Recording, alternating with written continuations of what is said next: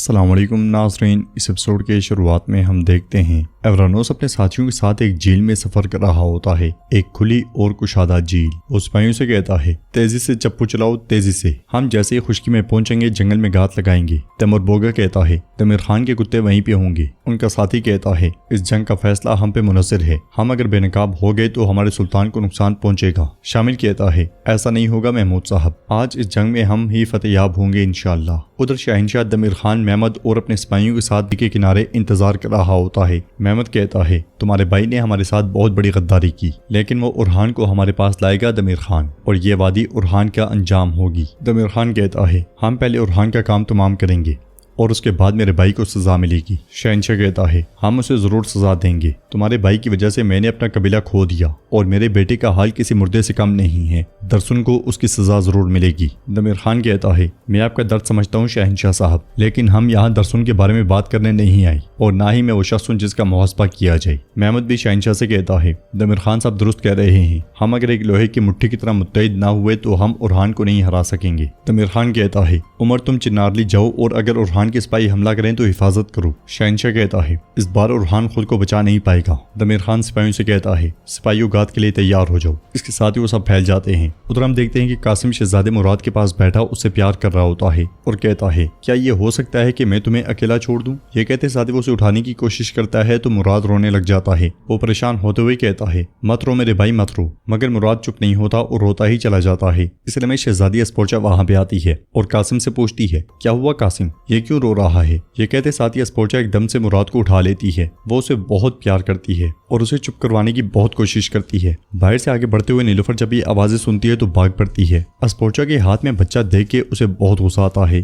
وہ ایک دم سے بچہ اٹھا لیتی ہے اور کہتی ہے، میرا بچہ کیوں رو رہا ہے اسپورچا، تم نے اس کے ساتھ کیا کیا؟ تو اسپورچا کہتی ہے، میں نے کچھ نہیں کیا، وہ رو رہا تھا، میں بھاگ کر اس کے پاس آئی۔ نیلوفر کہتی ہے، تو پھر یہ اس حال میں کیوں ہے؟ تم نے میرے بیٹے کو کیا کیا ہے؟ تم یہاں کیا کر رہی ہو؟ قاسم کبھی اسپورچا کو دیکھتا ہے اور کبھی اپنی ماں کو۔ اسپورچا کہتی ہے، تم مجھ پر کس بات کا الزام لگا رہی ہو نیلوفر؟ کیا میں کوئی قاتل ہوں؟ تم ایسا کیسے سوچ سکتی ہو؟ نیلوفر اس سے کہتی ہے، اب مجھ سے اور میرے بچوں سے دور رہو۔ اس لیے میں ملون خاتون وہاں پہنچتی ہیں اور پوچھتی ہیں، نیلوفر یہاں کیا ہو رہا ہے؟ اسپورچا کہتی ہے، میں نے کچھ نہیں کیا، میں نے بالکل کچھ نہیں کیا۔ یہ کہتے ساتھ ہی وہ چلی جاتی ہے۔ ملون خاتون نیلوفر سے پوچھتی ہیں، میں نے پوچھا کیا ہو رہا ہے؟ نیلوفر کہتی ہے، میں اس کے رونے پر بھاگی تو یہ اسپورچا کی گود میں تھا، اس کے ماتھے پر یہ سرخی دیکھیں، کون جانے اس نے میرے بیٹے کے ساتھ کیا کیا ہے۔ قاسم ایک دم سے بولتے ہوئے کہتا ہے، میں نے یہ کیا ہے، میں اسے گود میں لینے کی کوشش کر رہا تھا تو اس کا سر جھولے سے ٹکرا گیا، ماں یہ مجھ سے انجانے میں ہوا۔ نیلوفر اس پر چلاتے ہوئے کہتی ہے، اگر تمہارے بھائی کو کچھ ہو جاتا تو؟ قاسم کہتا ہے، یہ جان بوجھ کر نہیں ہوا۔ ملون خاتون قاسم سے کہتی ہے، قاسم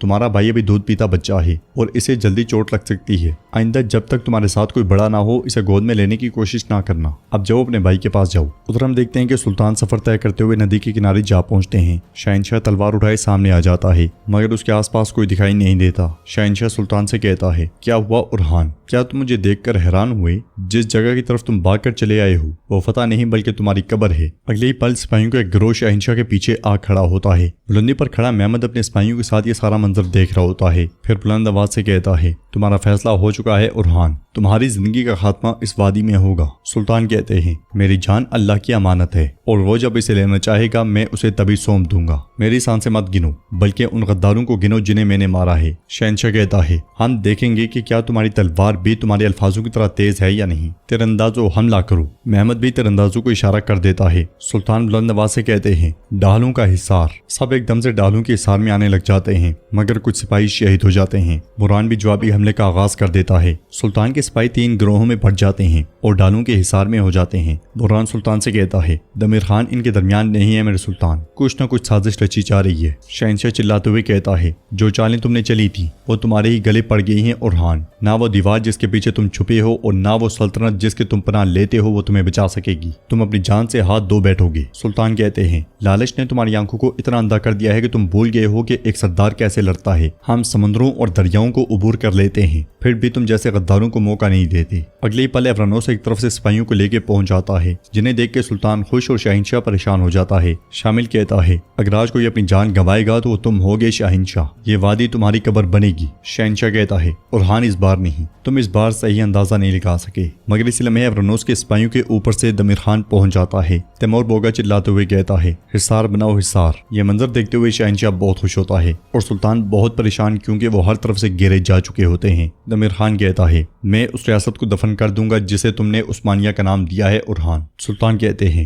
درسن، انہوں نے درسن کو پکڑ لیا ہے، یہ گات ہے۔ بورسا میں منون خاتون نیلوفر سے کہتی ہیں میری بیٹی نیلوفر ہوش میں آؤ، کیا تم نہیں دیکھ سکتی کہ حسد تمہیں کن وسوسوں کی طرف دھکیل رہا ہے؟ میں سمجھتی ہوں کہ تمہارا امتحان مشکل ہے اور تمہارا دل جل رہا ہے، لیکن اب تمہیں یہ قبول کرنا ہوگا، ہم سب کو یہ قبول کرنا ہوگا کہ اسپورچا سلطان اورحان کی بیوی ہے، اور جیسے علاؤالدین، علی اور حلیمہ میرے لیے ہیں ویسے ہی تمہارے بچے اسپورچا کے لیے ہیں۔ نیلوفر کہتی ہے میں پاگل ہو رہی ہوں، میرا دل جل رہا ہے ماں۔ اورحان کو بانٹنے کے بعد کیا اب میں اپنے بچے بھی اس خاتون کے ساتھ بانٹوں گی؟ منون خاتون کہتی ہیں اللہ ہر بچے کو اس کے ماں باپ کو امانت کے طور پر دیتا ہے، اور ہمارے بچوں کے لیے ماں باپ سے پہلے ریاست ہے، اور نیلوفر جیسے تم اس ریاست کا ایک اہم حصہ ہو، اسپورچا بھی بالکل ویسی ہی ہے۔ خبردار اسپورچا، اور اپنے بچوں کے درمیان کوئی دیوار کھڑی مت کرنا، اور اپنے نفس کے سامنے ہار مت ماننا، اور میرا ایمان اور بھروسہ مت توڑنا، ورنہ نقصان تمہارا ہی ہوگا۔ یہ کہتے ساتھ ہی منون خاتون چلی جاتی ہیں۔ ادھر گات کے مقام پر بران سلطان سے کہتا ہے انہوں نے ہم پر غفلت کی حالت میں حملہ کیا ہے میرے سلطان، اور انشاءاللہ انہوں نے درسن کو قتل نہ کیا ہو۔ شہنشاہ سپاہیوں سے کہتا ہے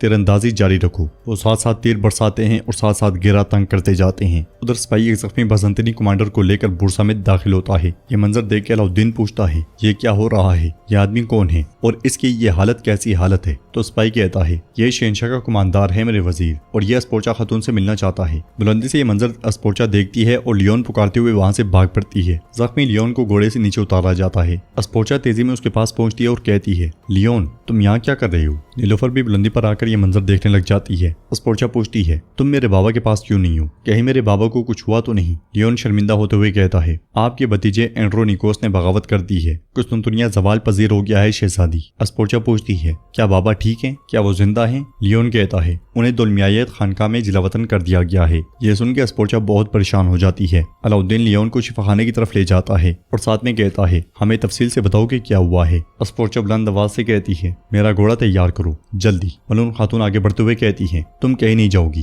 اسپورچا کہتی ہے میرے بابا کی جان خطرے میں ہے، میں آپ کی قیدی نہیں ہوں، آپ مجھ سے اس حالت میں یہاں رہنے کی توقع کیسے کر سکتی ہیں؟ ملون خاتون غصے سے کہتی ہیں تم اب ایک عثمانی سلطان کی بیوی ہو اور میں تمہیں خطرے کے بیچ میں اکیلا نہیں چھوڑ سکتی۔ اسپورچا کہتی ہے میں نے اورحان صاحب کے ساتھ اس پر اتفاق نہیں کیا تھا، میرے بابا خطرے میں ہیں اور میں جاؤں گی۔ ملون خاتون کہتی ہے یا تو تم میری بات سن کر اپنے کمرے میں جاؤ گی یا پھر میں اپنی ریاست کی خاطر بغیر کسی ہچکچاہٹ کے تمہیں قیدی بنا لوں گی۔ یہ سنتے ساتھ ہی اسپورچا محل کے اندر چلی جاتی ہے۔ ادھر گات کے مقام پہ دونوں اطراف سے تیر چل رہے ہوتے ہیں۔ دمیر خان کہتا ہے تم نے کراسی اغلو کے درمیان جو فتنہ بویا تھا وہی تمہارا انجام بنا اورحان، چلو آگے بڑھو۔ اس کے ساتھ ہی تینوں گروہ آگے بڑھنا شروع ہو جاتے ہیں۔ یہ دیکھتے ہوئے جرکتائی کہتا ہے ان کی تعداد ہم سے کہیں زیادہ ہے، اگر ہم اس جال کو توڑ نہ سکے تو ہم ناکام ہو جائیں گے۔ سلطان کہتے ہیں ہم اسے ناکام کر دیں گے، چلو ایاس ایکود میرے حکم پہ حرکت کرنا۔ یہ کہتے ساتھ ہی سلطان ایک ڈال تھام لیتے ہیں اور پیچھے سلطان کے سپاہی کسی مواد کو آگ لگانے لگ جاتے ہیں۔ سلطان کہتے ہیں ہم چنارلی پر قبضہ کرنے سے پہلے یہاں سے نہیں جائیں گے اور درسوں کا انجام جاننے سے پہلے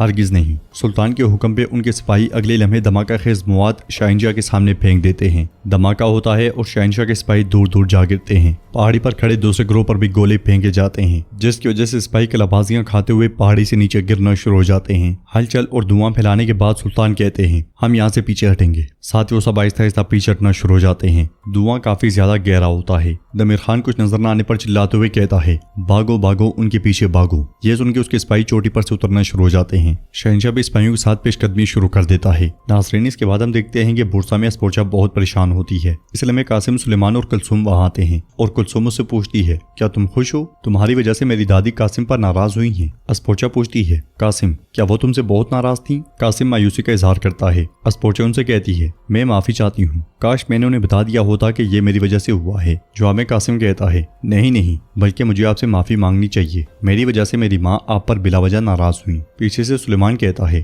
بلا وجہ نہیں، جب سے یہ آئی ہیں میری ماں اور اداس ہیں، سب کچھ برا ہو گیا ہے، آپ آئی ہی کیوں ہیں؟